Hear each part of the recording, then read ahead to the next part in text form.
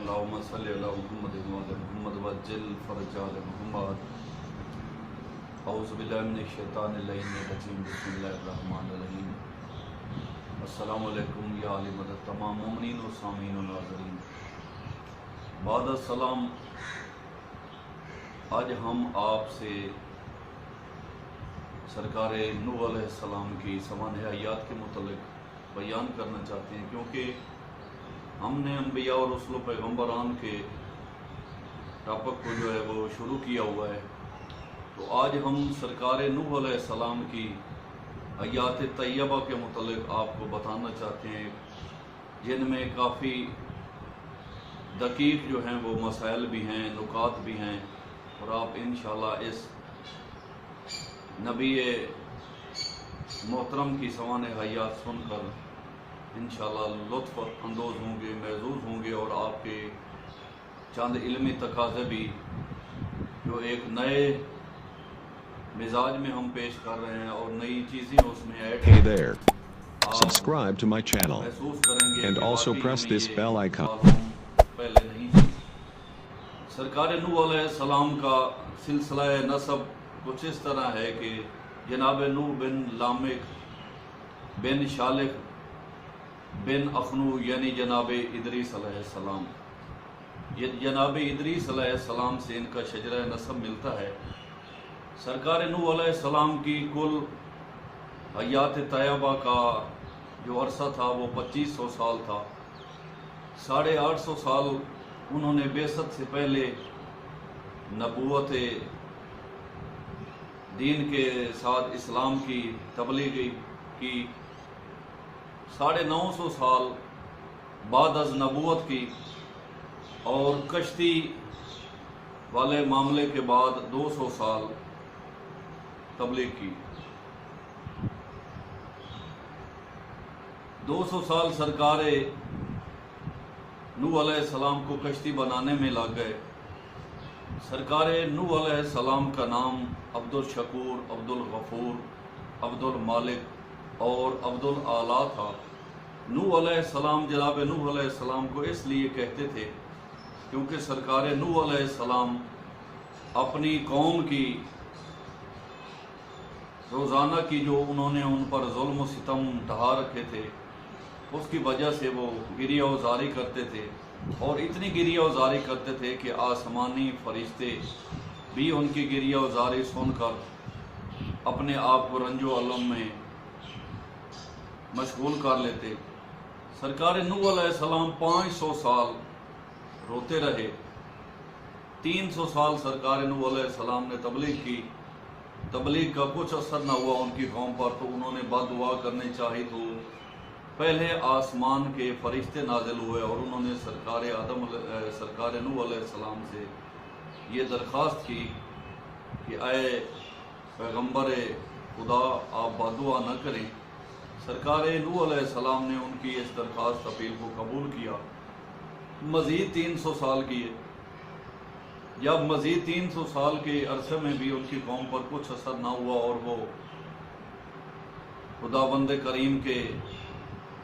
شریک کی عبادت کرتے اور بت پرستی میں یا دیگر جتنے بھی ان کے ذاتی مشاغل عبادت تھے ان کی پوجا پاٹ کرتے، تو جناب نوح علیہ السلام کو کافی دکھ ہوتا، تو دوسری دفعہ بھی بد دعا کرنے لگے، تو دوسرے آسمان کے فرشتے نازل ہوئے، تو جناب نوح علیہ السلام سے درخواست پیش کی۔ جناب نوح علیہ السلام نے ان کی درخواست قبول کی۔ اسی طرح مزید 300 سال اور تبلیغ کی، لیکن جب مزید 300 سال تبلیغ کرنے کے باوجود بھی ان پر اثر نہ ہوا، تو جناب نوح علیہ السلام نے مالک کائنات کے حضور گریہ وزاری کے ساتھ انہیں بد دعا دی، جس کا ذکر سورہ نور مقدس کی آیات نمبر 26 اور 27 میں ہے کہ اے پروردگارہ، ان بستی والوں، ان کافروں پر ایسا عذاب و عطاب نازل کر کہ یہ غرق ہو جائیں، ان کا ایک گھر بھی نہ بچے، اور اگر ان میں کوئی بچ بھی گئے تو یہ تیرے ان ایمان لانے والوں کو بھی اپنے ساتھ شامل کر لیں گے، اور اس طرح تیری عبادت کرنے والا دنیا پر ایک بھی نہ رہے گا۔ تو مالک کائنات نے کہا کہ اے نوح علیہ السلام تم اس طرح کرو کہ خرموں کے درخت لگاؤ۔ تو جناب نوح علیہ السلام نے حکم کی تعمیل کی۔ جب سرکار نوح علیہ السلام یہ کھجور یعنی کہ خرموں کے درخت لگا رہے تھے تو یہ قوم جو ہے وہ نکل کر آ کر ہنستی اور ان کا مذاق اڑاتی، مسخرہ پن کرتی اور سرکار نوح علیہ السلام کو پتھر مارتی، اتنا پتھر مارتی کہ سرکار نوح علیہ السلام ان پتھروں کے نیچے دب جاتے اور جناب جبرائیل علیہ السلام آتے اور ان پتھروں کو ہٹاتے۔ سرکار نوح علیہ السلام زخموں سے چور ہو کر ان کا جسم اطہر خون آلودہ ہو جاتا اور خون ان کے سر سے لے کر پاؤں تک ٹپکتا اور زمین جو ہے ایک خون سے رنگین ہو جاتی۔ تو 50 سال جب گزر گئے تو مالک کائنات نے نوح علیہ السلام کو حکم دیا کہ اے نوح علیہ السلام آپ ان خرموں کو کاٹو۔ تو مالک کی حکم کی تعمیل کی۔ تو جو لوگ پہلے ان کا مسخرہ کرتے تھے وہی لوگ آ کر کہنے لگے کہ دیکھیں کہ بوڑھا پہلے تو کھجوریں لگاتا رہا، گرمی میں پانی دیتا رہا اور جب کھانے کا وقت آیا ہے تو اب کاٹ رہا ہے۔ تو جس وقت کٹ گئے تو مالک کائنات نے آواز دی کہ اے نوح علیہ السلام جس طرح تجھے ان کھجوروں کے لگانے کے بعد پھل آور ہونے کے بعد اب کاٹتے ہوئے تجھے تکلیف ہو رہی ہے تو میں بھی اپنے بندوں کو اس طرح غرق ہوتے ہوئے نہیں دیکھ سکتا۔ بہرحال سرکار نوح علیہ السلام کو اللہ پاک نے حکم دیا کہ اے نوح علیہ السلام تم میدان میں جا کر ایک کشتی تیار کرو۔ تو سرکار نوح علیہ السلام نے کہا کہ مالک کائنات میں اکیلا کیسے اس کشتی کو بنا سکتا ہوں؟ تو مالک کائنات کی آواز آئی کہ میرے فرشتے تمہارا ساتھ دیں گے۔ سرکار نوح علیہ السلام نے کشتی کے تمام مال و اسباب کو مہیا کیا، کشتی بنانی شروع کر دی۔ یہ کشتی 1200 ہاتھ لمبی تھی اور 800 ہاتھ چوڑی تھی۔ مالک کائنات کا حکم آیا کہ اے نوح اپنی قوم سے کہو کہ جو اس کشتی کو بنانے میں میرا ساتھ دے گا تو جو اس کا برادہ ہے، ان لکڑیوں کا بچا ہوا برادہ جو ہے وہ بچے گا تو ان کی محنت و کوشش و کاوش کے عوض میں وہ برادہ سونا و چاندی کا بن جائے گا۔ تو کیونکہ قوم جو ہے وہ کافی لالچی بھی تھی اور مسخرہ پان بھی کرتی تھی، لیکن وہ بھاگی دوڑے چلے آئے سبھی اور کام کرواتے اور شام کو جب وہ واپس جاتے تو اپنی جولیاں جو ہے وہ سونے اور چاندی سے بھر کر جاتے۔ ایک دن سرکار نوح علیہ السلام کشتی بنانے کے بعد سو رہے تھے تو سرکار کے جسم اطہر سے کپڑا جو ہے وہ ہٹ گیا۔ یہ حال حام اور یافس دیکھ رہے تھے تو یہ مسخرہ پان کرنے لگ گئے، ہنسنے لگ گئے کیونکہ ہوا کافی تیز چل رہی تھی۔ یہ سرکار کے جسم کو دیکھ کر ہنستے اور جناب سام وہ بھاگتے اور جسم اطہر کو کپڑے سے پھر ڈانپ دیتے تھے۔ تو سرکار نوح علیہ السلام جب بیدار ہوئے تو سرکار نوح علیہ السلام نے ان کے اس ہنسنے کی وجہ دیکھی، پوچھی تو سرکار سام نے کہا کہ بابا جان تیز ہوا چل رہی تھی، آپ کا کپڑا آپ کے جسم اقدس سے اٹھ جاتا تھا تو میں ڈانپ دیتا تھا اور یہ جب جسم کو خالی دیکھتے کپڑے سے تو یہ ہنسنے لگ جاتے۔ تو سرکار نوح علیہ السلام نے کہا کہ اے حام و یافس خدا تم سے یہ سیاہ فام لوگ پیدا کرے گا اور اے سام خدا تجھے خوبصورت قوم دے گا جو وفادار بھی ہوگی۔ تو یہ جتنے بھی سفید پوش یہ سفید فام لوگ ہیں وہ جہاں جہاں جس ملک پر بھی آباد ہیں وہ جناب سام کی اولاد ہیں، اور حام و یافس کی جتنی بھی اولاد ہے یہ سندھ ہند اور حبشہ کے علاقوں میں یہ جتنے کالے سیاہ فام ہیں یہ جناب حام اور جناب یافس کی اولاد ہے۔ تو کشتی تیار ہو گئی۔ سرکار نوح علیہ السلام کو مالک کی کائنات نے حکم دیا کہ اے نوح علیہ السلام اپنے ایمان لانے والے لوگوں کو اور دیگر قوم کو بھی تم دعوت دو اگر یہ آنا چاہتے ہیں، اور چرند پرند اور دیگر حیوان جانوروں کا جوڑا بھی اس میں سوار کر لو۔ تو سرکار نوح علیہ السلام نے ان کو دعوت دی، لیکن انہوں نے جناب نوح علیہ السلام کو برا بھلا کہا، طعن و تشنیع کی۔ سرکار نوح علیہ السلام کے ساتھ 80 افراد سوار ہوئے، اور باقی چرند پرند اور حیوانات کا جوڑا جو ہے وہ سوار ہوئے۔ اب جو تھا پانی کا مہیا کرنے کا، تو اللہ پاک نے بادلوں کو حکم دیا، آسمان سے بارش کے قطرات نہیں بلکہ کہتے ہیں کہ پانی کی جو ہیں وہ ایک ٹائلیں یا پڑیاں کہہ لیں وہ گرنے لگیں۔ زمین نے اپنا پانی اگلنا شروع کر دیا، اور بارش اتنی ہوئی کہ کشتی جو ہے وہ پانی پر بلند ہونے لگی۔ تو جناب نوح علیہ السلام یکم رجب المرجب کو ان کی کشتی وہاں سے روانہ ہوئی۔ پانی اتنا بلند ہو گیا کہ کشتی والوں میں جتنے بھی سوار تھے افراد، وہ آسمان والے فرشتوں کی تسبیح و تقدیس کی آواز سن سکتے تھے۔ کشتی چلتی رہی یہاں تک کہ منجھدار میں داخل ہوئی، تو سرکار نوح علیہ السلام نے کہا کہ مالک کائنات، میں نے تیرے حکم سے یہ تگ و دو کی، یہ کوشش کی، دھوپ میں بھوکا پیاسا یہ کشتی بنائی، اور تیرے حکم سے ہی ان کو سوار کیا، اب یہ منجھدار کیسی؟ تو سرکار نوح علیہ السلام کو ہاتف غیبی کی آواز آئی کہ اے نوح علیہ السلام، اس کشتی کو بنانے میں اور اس میں ان لوگوں کو سوار کرنے میں، اور پھر اس پانی کے مہیا کرنے کے بعد ان کو نجات کی جگہ تک پہنچانے میں ایک راز ہے، اور وہ یہ راز ہے کہ جس طرح آدم علیہ السلام نے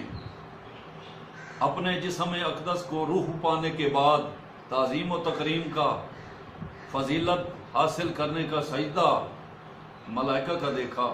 اور جب بھی اپنے لیے مغفرت طلب کی، اور اس فضیلت سے کہ جس فضیلت کو محمد والے محمد کی ذات بابرکات کہتے ہیں، تو تم بھی میرے ان انوار مقدسہ، ان انوار خمسہ، ان انوار چہاردہ معصومین علیہم السلام کے واسطے سے تم دعا مانگو، تو میں تجھے اس منجدار سے آزاد کر دوں گا۔ تو سرکار نوح علیہ السلام نے جناب مالک کبریا کی اس حکم کی تعمیل کی، اور محمد والے محمد کے ذات بابرکات کے پاک گھرانے کے اسماء مقدسہ کا نام لیا۔ ایک روایت یہ ہے، اور دوسری روایت یہ ہے کہ سرکار نوح علیہ السلام کو حکم آیا کہ اے نوح علیہ السلام، تم حسین علیہ السلام کے دشمنوں، قاتلوں، تکذیب کرنے والوں، مکذبین پر لعنت کرو، اور جو تمہارے ساتھ یہ سوار ہیں ان سے کہو کہ یہ بے شمار کہیں۔ تو کشتی چلتی رہی یہاں تک کہ کوہ جودی پر ٹکرائی، پہنچی، رکی۔ یہ نوروز کا دن تھا۔ سرکار نوح علیہ السلام کشتی سے نیچے اترے، کیونکہ پانی کے تھم جانے کے بعد زمین ہموار ہو چکی تھی، زمین نے اپنا پانی نگل لیا، اور جتنا بارش کا پانی تھا اس کو جناب جبرائیل علیہ السلام نے ندی، نالوں، دریاؤں اور سمندر میں جو ہے وہ دھکیل دیا۔ تو یہ کوہ جودی موصل کی جگہ پر ہے، چند زائرین صاحبان وہاں جاتے ہوں گے اور اس جگہ کی زیارت بھی کرتے ہوں گے۔ تو سرکار نوح علیہ السلام نے تمام وہ جو ان کے ہمراہ سوار تھے وہ نیچے اترے، اور اس شہر کا نام مدینہ السمانین رکھا گیا، یعنی 80 افراد کا شہر۔ گھر آباد ہوئے۔ جب یہ سلسلہ چلنے لگا تو جناب نوح علیہ السلام جو ہیں ان کی جو اولاد تھی وہ جناب سام کی اولاد سے چلی، جن کی والدہ محترمہ جناب ادریس علیہ السلام کے سلسلہ سے جا ملتی تھی، یعنی جناب ادریس علیہ السلام کی ایک پوتی جن کا نام جناب حمران تھا، ان کی بیٹی امورا تھی۔ یہ جناب امورا سے سام پیدا ہوئے، اور ایک دوسری مومنہ بیوی تھی جن کا نام جناب ہیکل تھا، اور تیسری بیوی جس کا نام رابعہ تھا۔ یہ رابعہ جو ہیں وہ اس طوفان نوح میں غرق ہو گئیں، اور ان کا وہ بیٹا جو ان کو پکارتا رہا کہ بابا جان میں تو پہاڑ کی چوٹی پر جا کر رک جاؤں گا اور مجھے پہاڑ پناہ دے دے گا اور میں بچ جاؤں گا، لیکن مالک کائنات نے سوائے ان نجات یعنی کشتی والوں کو نجات دیجیے، اس کے لیے مالک کائنات کا فرمان بھی ہے کہ چہاردہ معصومین کا سلسلہ بھی اس کشتی نوح کی طرح ہے، جو بھی ان کے تابع ہو گیا، جو بھی ان کی مطابقت و اطاعت کی، اور جس نے بھی ان کی مودت و معرفت و ولایت کا اقرار کیا تو وہ بھی طوفان نوح کی اس کشتی کی طرح نجات پائیں گے۔ سرکار نوح علیہ السلام کی مزار اقدس نجف اشرف میں ہے، تو یہ تھے جناب نوح علیہ السلام جن کے متعلق آج ہم نے آپ کو بتایا۔ جناب نوح علیہ السلام کے بیٹے سام، حام اور یافت سے سرکار نوح علیہ السلام کی آگے اولاد چلی، تو مالک کائنات اس عظیم واقعہ میں جو مین راز تھا، جو مین ایک رزلٹ تھا، وہ یہ تھا کہ تبلیغات کا سلسلہ اس بندے پر اس وقت ثابت ہوتا ہے، کامل ہوتا ہے کہ جب وہ محمد و آل محمد کی معرفت و مودت و ولایت کے ساتھ عبادات کی تکمیل کرے، عبادات و اعمال کو بجا لائے۔ محمد و آل محمد کا پاک خالق و مالک ان ذات